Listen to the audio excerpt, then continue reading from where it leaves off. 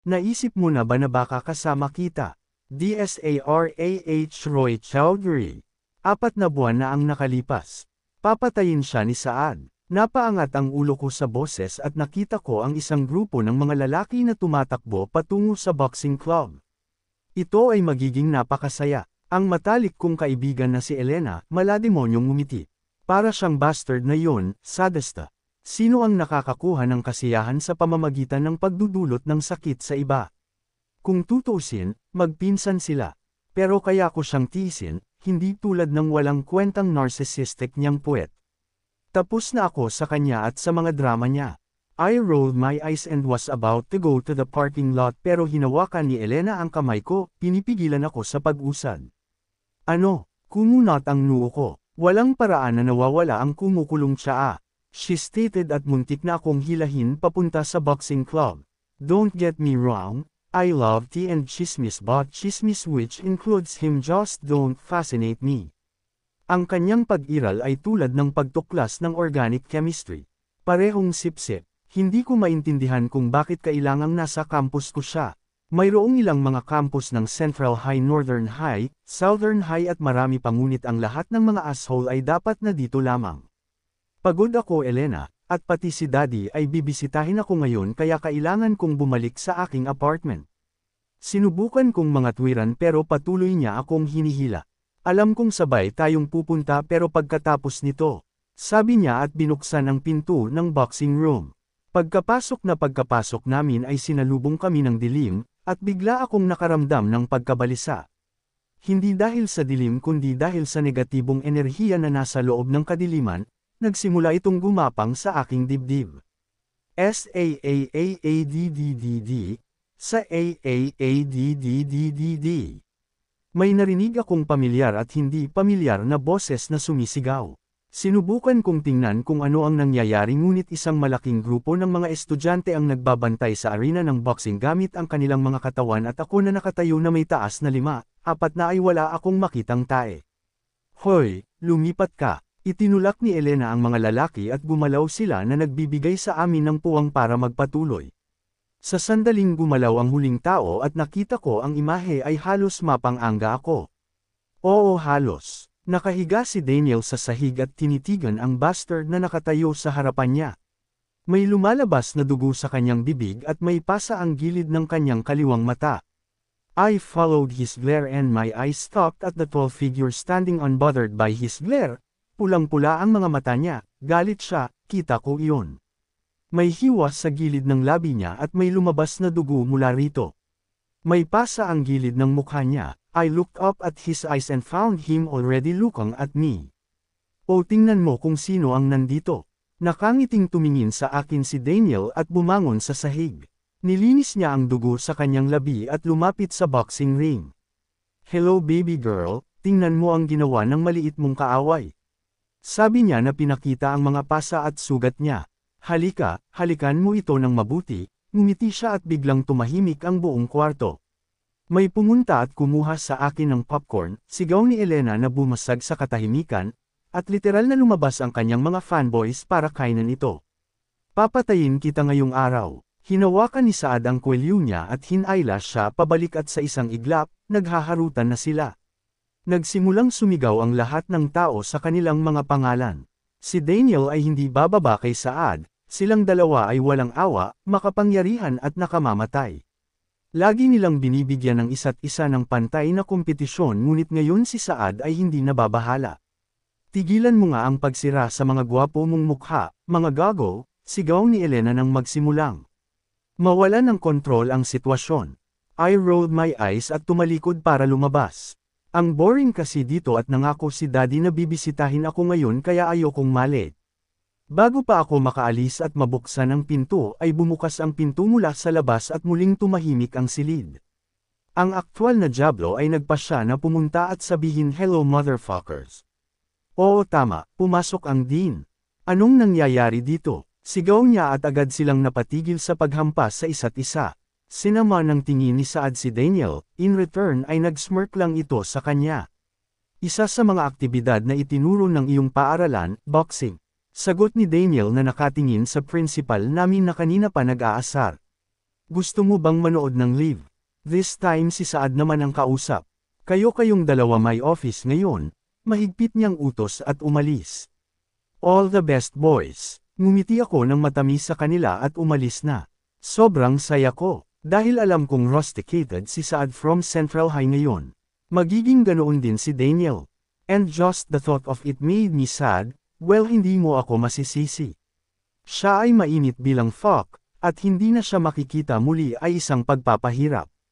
Ugh, I hate it, but as long as that self-centered man is going out of my life, I'm good with everything. Lumabas ako ng campus at pumunta sa parking lot kung saan nandoon ang kotse ko. Nakapark ang kotse ko. Pagkapasok ko sa sasakyan ay nagpakawala ako ng malalim na buntong hininga. Ayaw ko na ang buhay ko ay sobrang dramatiko at komplikado. Ang hindi ko maintindihan ay kung bakit kailangan niyang maging madrama sa lahat ng bagay. Hindi nila kailangang gumawa ng eksena at makipaglaban para sa isang simpleng bagay. Kaya kaninang umaga nung nasa kantin kami, I'm so bored, let's play something. Boses ni Blair na nakakuha ng atensyon ng lahat. Oo, naiinip din ako pero gusto kitang paglaruan. Ngumisi si Ace at hinalikan siya sa tabi ng labi niya. Oh my God, hindi na mauulit.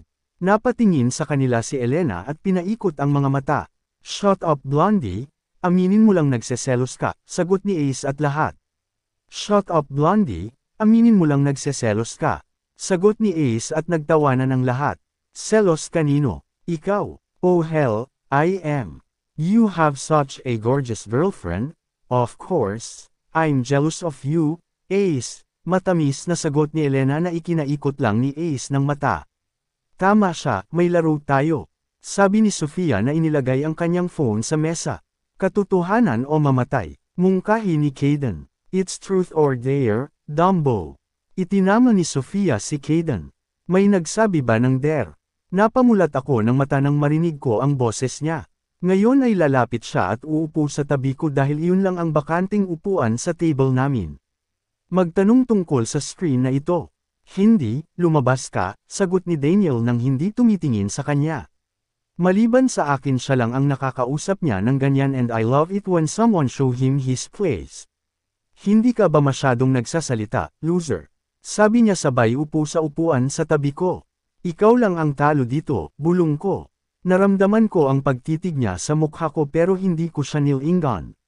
Bakit ako? Doon niya sinabi ang lahat. Maangas na napangiti si Daniel na nakatingin sa akin. Kailangan gumawa ng isang bagay tungkol dito. Wika niya at sinulyapan ako sa huling pagkakataon bago tumingin sa iba. Okay, so sino ang umiikot ng bote? Tanong ni Blair na ikinatuwa ng lahat. Ako, kinuha ni Ace ang bote at pinaikot. Umikot ito sa lamesa at saka huminto kay Daniel. Kinuha ni Caden ang bote sa kanyang kamay at nagtanong, so, truth or dare? Tumingin si Daniel kay Saad at sumagot, dare. I dare you to kiss Saad, casual na wika ni Elena. Agad na umubo si Saad, tinapik ko ang likod niya. At pinasa sa kanya ang bote ng tubig ko. Kinuha niya ang bote at uminom ng tubig doon. Ano, ginawa ko yun out of humanity. Nawala mo na ba? Nginisya niya si Elena, may favor lang ako sa inyong dalawa. She shrugged, I mean halata na ang sexual tension sa inyong dalawa. She casually teased and Caden burst into laughter, followed by Ace and they started laughing clutching their stomachs. Ikaw ang pinakamagandang nangyari sa mundong ito, Elena. Sabi ni Caden na nagpipigil ng tawa.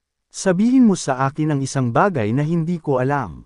Mayabang na smirk niya. She and Saad are literally the same person in different bodies, then how come I love her so much? Dahil kahit anong mangyari, may puso siya at nirerespeto ang emosyon ng mga tao. Hindi ko ginagawa iyon, naiinis na sambit ni Daniel. You're making faces as if I am dying to kiss you. Sabi ni Saad na kapareho ng ekspresyon ni Daniel. Okay, ngayon nagiging nakakatawa na. Okay, wala kang gagawin. Iikot ulit ni Caden ang bote. Sabi ni Blair, tumanggo si Caden at inikat ang bote, umikot ito ng ilang sandali at saka huminto sa direksyon ko. Napatingin silang lahat sa akin at napabuntong hininga ako bago sinabing, truth. Ngumisi si Elena at tumabi sa mesa. So, if you were to date a guy from our campus, sino kaya ito? Tapos na si Sofia. Tandaan ang isang inosenteng buhay ay nasa iyong mga kamay, Sarah. Tumawa si Blair at nilibot ko ang paningin ko sa kanya. Daniel, sagot ko, totoo. Wow, nilagay ni Ace ang mga kamay sa bibig at tumingin kay Saad. Oh baby girl, you just had to voice it and once. I always knew we would. Oh baby girl, you just had to voice it and once. I always knew we would make a good couple. Ngumiti siya sa akin at saka binaling ang atensyon kay Saad, right Saad? Sinama niya ng tingin si Daniel at pinulot ang bote. Bago ko pa maintindihan ang ginagawa niya ay inikat niya ang bote, umikot, umikot, umikot at saka huminto sa Daniel, truth or dare, motherfucker. Dumagundong sa ere ang boses ni Saad. Ngumisi si Daniel at sumagot sa parehong tono, dare. I dare you to win the match against me, today. Sabi niya at tumayo sa upuan niya. 3 p.m., the boxing club? Pagpapalam niya at aalis na sana pero huminto siya at yumuko. Sunod ka na, ihanda mo ang puwet mo sa mga hampas. Bulong niya sa tenga ko at umalis na iniwan akong nakatulala. I rolled my eaves at the thought of it kapag I-rolled my eyes at the thought of it keep your ass ready for the spank, parang hahayaan ko siyang hawakan ako. Iniwas ko ang iniisip at pinaandar ang sasakyan. Naiinis ako kung paano niya ako inaangkin na kanya at iniisip ko na hindi ako magkakagusto sa iba. Now don't mistake it as his love or something, hindi niya ako mahal. Hell we can't even tolerate each other for more than 5 minutes so love is out of the question. He thinks of me as his trophy, he thinks he owns me and can control me whatever the fuck he wants. And I fucking hate it. Trust me, I do. 1 taon na lang, Sarah. Pagkatapos ay magiging malaya ka, mula sa kanya, mula sa lahat ng iba pa. Paalala ko sa sarili ko at pinaandar ko na ang kotse ko papuntang bahay. Daddy, napasigaw ako sa tuwa at tumakbo papunta sa kanya. He chuckled at hinayla ako sa braso niya. Na-miss kita, sabi ko sa yakap. He chuckled and replied, I missed you too, little princess. I'm so sorry for being late. Humingi ako ng tawad, humiwalay sa yakap. Ayos lang, kararating ko lang. Ngumiti siya ng mahina at binuksan ko ang pinto ng apartment ko. Pumasok na kami at sinabi ko sa kanya na umuwi na siya. Dali-dali akong pumunta sa kwarto ko at nag-freshen up, saka pumunta sa kusina para initin ang nakabalot na pagkain. Nang matapos ako sa pagkain ay inihain ko na sila sa 2 plato at pumunta sa hall area kung saan nakaupo si Daddy. Nakahanda na ang pagkain. Tumikim ako, inilapag ang pagkain sa mesa. Masarap ang amoy, ang galing mong magluto prinsesa. Gaya ng lagi niyang sinasabi na nagpapasaya sa akin. Balot na pagkain, Daddy, inilibot ko ang paningin ko sa kanya at umupo sa upuan. Nasaan si Cook? Kumunot ang noo niya, she's not well, so I gave her a leave for a week. Inalis ko ang pagkalito niya. Bakit hindi ka kumuha ng ibang tagaluto sa loob ng 1 linggo? Tanong niya at napabuntong hininga ako.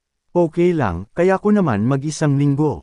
No way I'm letting my daughter eat packaged foods for a week. Bukas na magmumula ang kapalit niya. Sinabi niya na walang puwang para sa argumento. Kailan ka aalis? Tanong ko na inilihis ang topic. Yung sabik na itapon ako. Ngumisi siya. What? No. I mean it's not like you're here to stay kaya nagtanong ako. Bulong ko sa huling bahagi. At paano kung sabihin ko sa iyo na mamamalagi ako ngayong gabi? Ngumiti siya. Hindi ikaw, sabi ko na hindi naniniwala. Ako nga, paninigurado niya at sumili ang ngiti sa labi ko. Oh my God, mahal kita. I giggled happily, he chuckled and replied, love you too sweetie. You have, napatigil ako sa pagsasalita ng tunog ng notification mula sa phone ko, in-unlock ko ang screen para makitang text yun mula kay Saad. Devil, all the best boys ha. Tinignan ko ang text at pinatay ang screen pero may nag-pop up ulit. Devil, at anong sabi mo? I-date mo si Daniel. Sarah, pinarusahan ka ba ng Dean? Nag-type ako at pagkatapos ay pinagtatalunan ko kung dapat kong ipadala ito o hindi. Mabilis kong pinindot ang send at pinatay ulit ang screen. Anong nangyari? Tumaas ang kilay ni Daddy, wala, nagti-text lang kay Elena. Sagot ko na ikinatango naman niya at pinagpatuloy ang pagkain. Devil, wag mo akong guluhin, Sarah. Sisirain ko lahat ng magtatangka na ilayo ka sa akin. Devil, at alam kong alam mo yon. Nag-exit ako ng messages at pinatay ang phone. Hindi ko ito kayang harapin ngayon.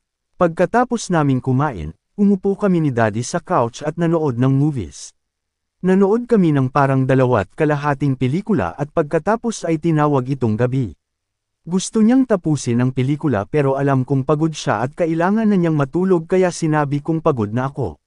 Buti na lang pumayag siya, at pagkatapos niyang halikan ang noo ko, natulog na siya. Pinatay ko na rin ang TV at pumunta sa kwarto ko. Pumunta muna ako sa banyo ko at ginawa ang nighttime routine ko saka nagpalit ng tank top at binuksan ang shorts ko kaya tank top at panty lang ang suot ko. I don't wear PJs later while sleeping cause it's not comfortable for me kaya tank tops at panty lang ang suot ko. Pinatay ko ang ilaw ng banyo at bumalik sa kwarto ko. Nang malapit na ako sa aking kama ay may isang kamay na humila sa akin sa kama ng may lakas, napabuntong hininga ako nang tumama ang likod ko sa malambot na kutson. Bago pa ako makapagproseso ng tae, may nakapatong sa akin at may nakabao na mukha sa leeg ko. At nalaman ko agad kung sino iyon. Nilagay niya ang kamay niya sa labi ko para hindi ako makasigaw, at tinignan ako sa mga mata ko. Patay ang ilaw pero kitang-kita ko pa rin ang madilim niyang mga mata. He kept his hands on my lips and positioned his head against my chest. Put his head on my breast, he snuggled closer to me. Wala siyang nagawa, nanatili lang siyang ganoon. Nang hindi siya nagtangkang gumalaw, kinagat ko ang kamay niya at agad niyang inilayo iyon sa mukha ko.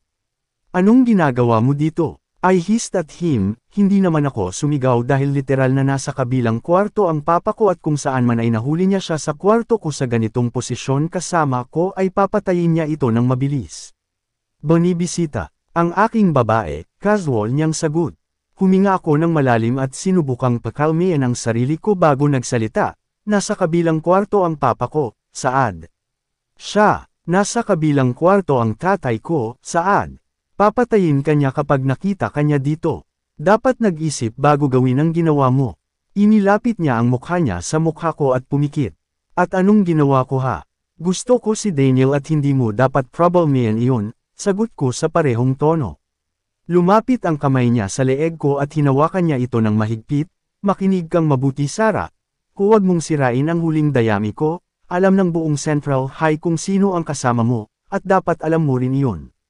Napakalapit ng labi niya sa labi ko na halos maghalikan na kami. We never kissed before but this much proximity we have shared not this much as tonight but yeah. I so want to push him off but my 4 na body is nothing in front of his 6 feet figure. I am not a killer but touch another guy, he dies fucking even look at another guy he fucking dies. Hindi ko alam kung bakit pero tumigas ang mga utong ko. Another guy he fucking dies. I don't know why but my nipples hardened at that and I hate it. I hate how my body reacts to his touch. And you know I don't make false promises. Pero bakit mo gagawin iyon? Pinilit kong hindi mautol pero medyo nabasag ang boses ko. Dahil lampas ka sa limitasyon. Sumirit siya sa bibig ko. Akin ka, my girl, sabi niya sabay tingin sa mga mata ko, pag tinanggap mo, mas makakabuti sayo. Hinding-hindi ako magiging sayo, asshole, ganti ko. He smirked, sino bang may sabi sa akin na pag-aari mo? Kumunot ang noo ko, hindi ba't yon ang sinasabi niya? You belong with me, beside me. You are not my prized possession that you'll belong to me. You're my queen who's gonna rule the Central High first and then the world with me. Kung magpapatuloy ka sa pagsasabi o paggawa ng mga bagay tulad ngayon, hindi ako magdadalawang isip na magklaimark ako sa harap ng buong Central High at trust me ayaw mo niyan. Malinaw ba ako, Sarah? Nang wala akong masabi ay bumangon na siya sa aking katawan. Mas mabuting hindi ko na makita si Daniel kahit saan malapit sa iyo sa Lunes. Sabi niya bago umalis sa bintana. He was always possessive but he never talked about killing anyone because of that before. Ano ang nagbago ngayon? Okay lang Sarah, kalimutan mo na yan. 1 taon na lang at makakalimutan na rin niya yun. Sabi ko sa sarili ko at nagpasyang matulog dahil at least mas maganda ang panaginip ko kaysa sa tae na ito. Makakalimutin na siya at babalik ang pakiramdam niya, Sa isiping ito, ipinikit ko ang aking mga mata. Ngunit hindi ko alam na ito ay simula pa lamang. Nang dulo, maligaw